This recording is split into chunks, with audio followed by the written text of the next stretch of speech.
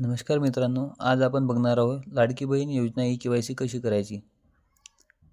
तर सर्वप्रथम आपल्याला ladkibaheen.maharashtra.gov.in वर यायचं आहे आणि ह्या बॉक्समध्ये आपल्याला दिसेल मुख्यमंत्री माझी लाडकी बहीण योजनेचे लाभार्थी ई-के.वाय.सी प्रक्रिया पूर्ण करण्यासाठी येथे क्लिक करा। क्लिक केल्यानंतर लाभार्थी आधार क्रमांक मागेल, तिथे आपल्याला टाकायचा आहे आणि त्यानंतर कॅप्चा टाकायचा आहे।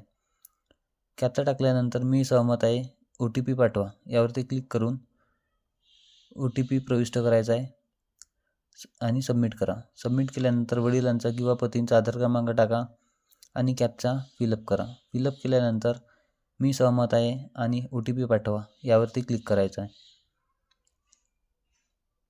क्लिक केल्यानंतर आपल्या मोबाईल नंबरवर OTP येईल, OTP सबमिट करा।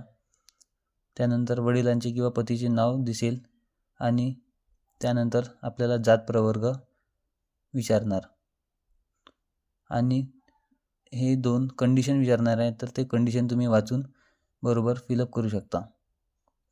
ते फिलअप केल्यानंतर सबमिट करा। सबमिट केल्यानंतर तुमची ई-के.वाय.सी पडताळणी यशस्वीरित्या पूर्ण झाली आहे।